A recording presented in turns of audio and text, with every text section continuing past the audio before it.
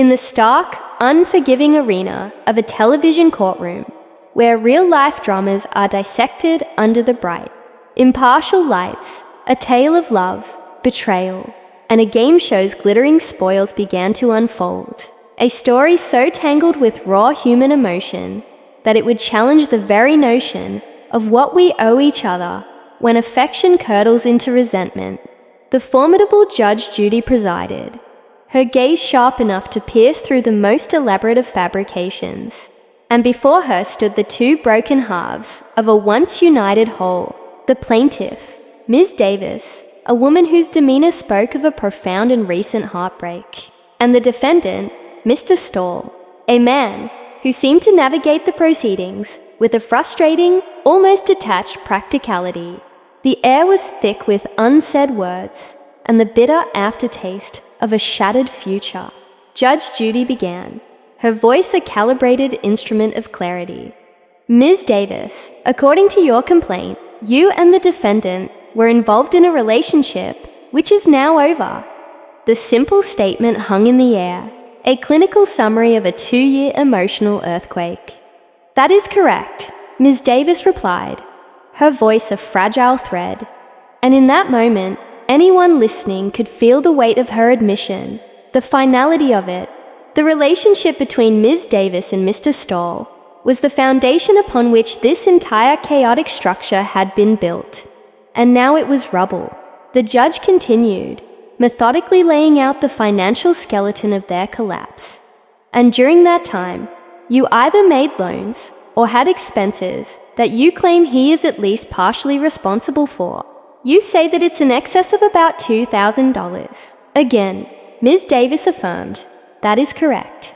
But then came the twist, the narrative curveball that transformed a simple small claims case into a saga of spectacular irony.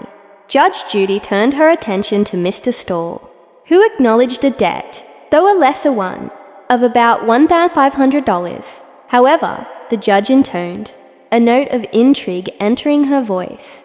And this is the interesting part of this case. You two folks were on a game show together. The very question seemed absurd. A splash of garish color on a grey canvas of financial bickering. Yes, they both admitted, and the story of Ms. Davis and Mr. Stahl took its first step into the realm of the surreal. They had taped the show, a program called Shop Till You Drop, in the hopeful heat of the previous July, a time when their shared future seemed as bright as the studio lights, and it had aired this past January, long after their private world had gone dark. And you won?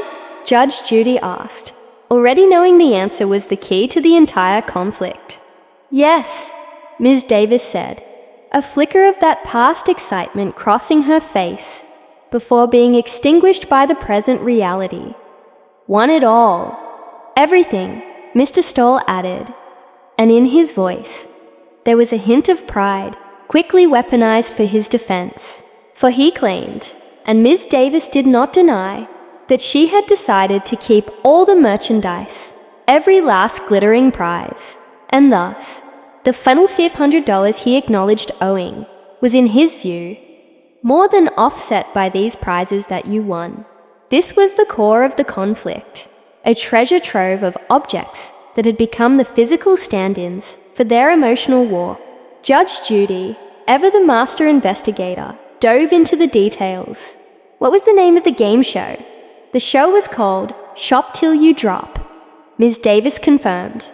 The judge then demanded an explanation of the game's mechanics, and Ms. Davis described a whimsical world of shopping malls and physical stunts, a world where she and Mr. Stahl had triumphed not once, but twice, going on a shared shopping spree that should have been a cherished memory, not evidence in a courtroom. As a couple, the judge clarified. As a couple, they both echoed, the words now laden with a painful irony. And then came the inventory, a recitation of their winnings that sounded like a bizarre and lavish wedding registry for a marriage that never happened, a ruby and diamond cocktail ring, a bedroom set meant for shared dreams, an air filter for a home they would never share, silver, a coffee and tea service for quiet mornings together, kitchen utensils for preparing family meals, a label maker, wallpaper to decorate their walls, an entertainment center for cozy nights in, and most cruelly of all, a trip to Mexico, a romantic getaway frozen in time. "What did you do with the trip to Mexico?" Judge Judy inquired. "Nothing yet," Ms. Davis admitted. "But you have it." "I have it," she said, and Mr. Stahl interjected with a bitterness that could not be concealed. "She has everything." The stage was set. Judge Judy then posed the million-dollar question to Ms. Davis. "Now, Ms. Davis, you tell me why you think you're entitled to keep all these prizes." And here, the case transformed from a financial dispute into a raw exploration of the human heart. Ms. Davis did not defend her actions with legal precision. She explained them with emotional honesty. "I do not feel I'm entitled to keep all these prizes," she confessed, her voice trembling with a vulnerability that silenced the room. She then unveiled the true engine of this conflict, a deeply personal and profound hurt. Through my relationship with Kirk, it ended up being so painful for me that I became vengeful. This was not about greed. It was about grief. The prizes, all these physical things, had shown up at her house, a constant mocking reminder of the life that was promised and then ripped away. "I have everything," she said, "and I thought, my feelings are so hurt that I just am gonna keep this. Just some stuff to sort of allay my hurt. It's not what I should have done." She admitted her own wrongdoing, painting a picture of a woman who would look at the bedroom set or the ring and feel a temporary, poisonous satisfaction, a small compensation for a massive injury. "It's not what I should have done," she repeated, a moment of stunning self-awareness in the midst of her pain. "I look at the stuff, and I look at the situation that has been caused with my relationship with him." Judge Judy, now playing the role of therapist, as much as arbitrator, probed the source of this festering wound. "Why are you so angry with him? He hurt me," Ms. Davis stated simply, but the judge pushed back. "What you mean?" "Because this is a man who for 2 years has told me he loved me, has told me that he wanted to marry me, wanted to make me the mother of his children, and any future children that happened after that." Mr. Stahl, seizing this, insisted, and it was absolutely the truth. So, if the intentions were pure, what was the problem? Judge Judy articulated the question on everyone's mind.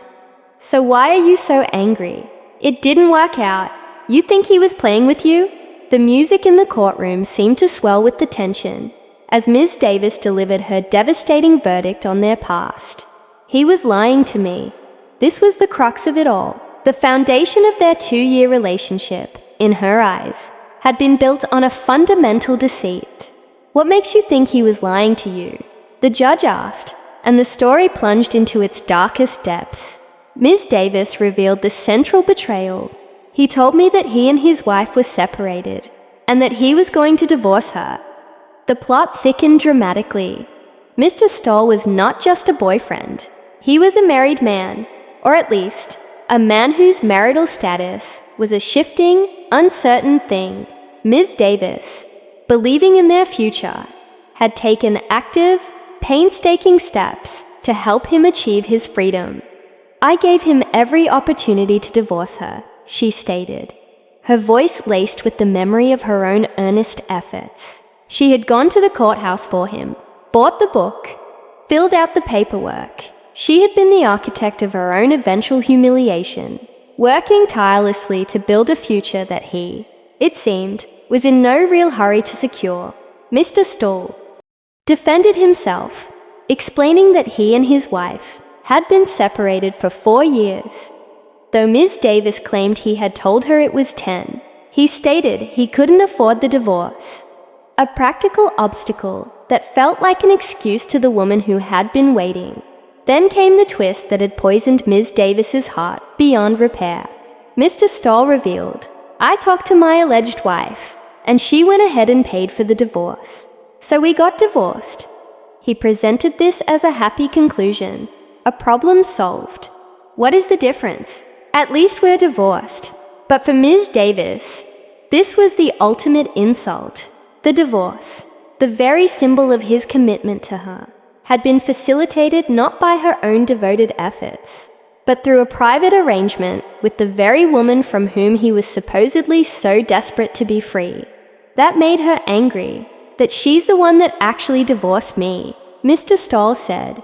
Bewildered by her reaction, Judge Judy, with her decades of experience in human conflict, immediately understood the nuance. She clarified the situation, painting a picture that Mr. Stoll was too myopic to see. Ms. Davis, you were angry because he was in communication with his now ex-wife, and they agreed between the two of them, without telling you that she was going to be the plaintiff in the divorce action after. You had filled out all the paperwork. It was a masterful summary of the emotional betrayal. It wasn't about the legal outcome. It was about the process. It was about being sidelined in her own love story, about the intimacy of resolving his marriage being shared with his wife, not with her. Ms. Davis tried to articulate the core of her pain, which was less about the paperwork and more about the prolonged deception. I'm angry that he told me for 2 years that he was gonna divorce this woman and didn't. The judge, attempting to introduce reason into this emotional storm, pointed out, but then he did.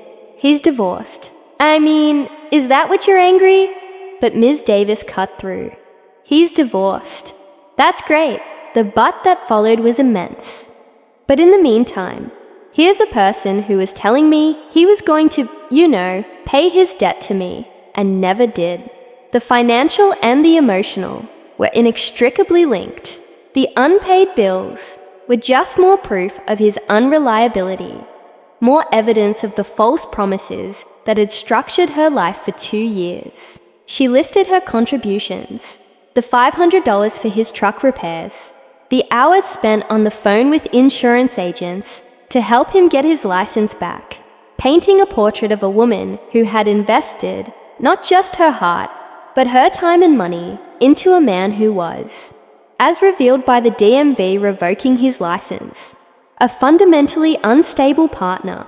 Judge Judy, wanting to steer back to the core issue, interrupted the litany of grievances.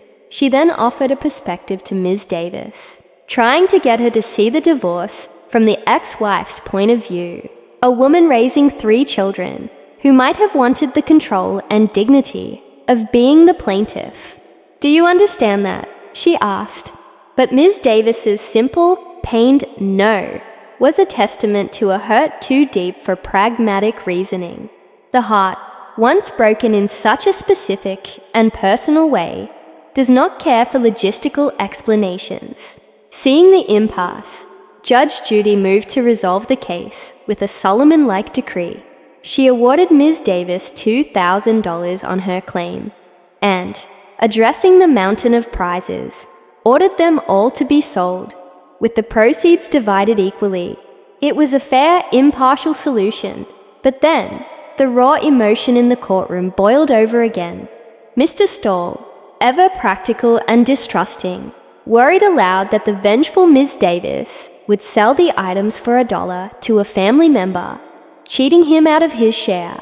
And then, in a moment of stunning emotional capitulation, Ms. Davis broke. The weight of the vengeance, the bitterness, the entire painful charade became too much to bear. I want him to take them, she declared, her voice cracking with exhaustion. I want him to come to my house and pick them up and get them.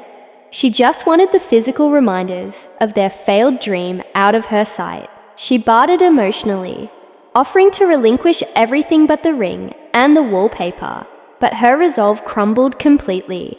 He can have the ring, huh? Here, have the ring, she said, as if the mere touch of it was burning her. I just want this to be over.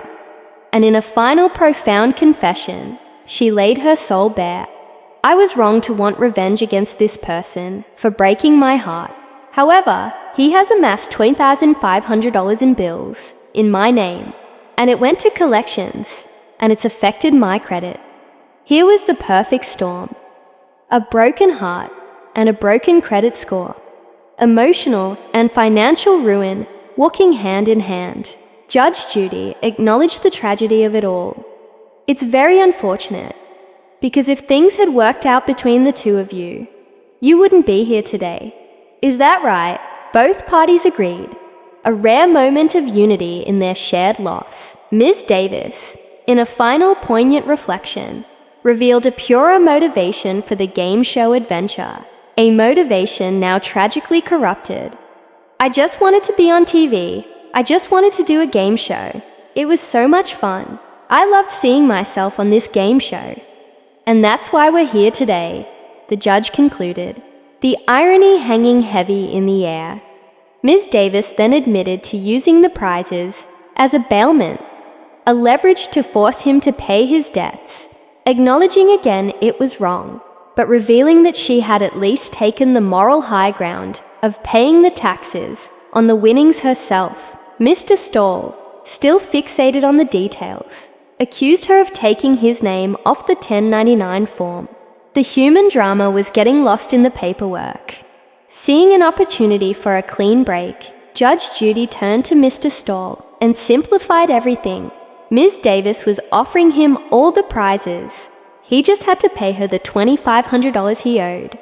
The judge pointed out that he was making out like a bandit, getting an estimated $6,000 worth of property in exchange for a $20,500 debt. Finally, a resolution was at hand.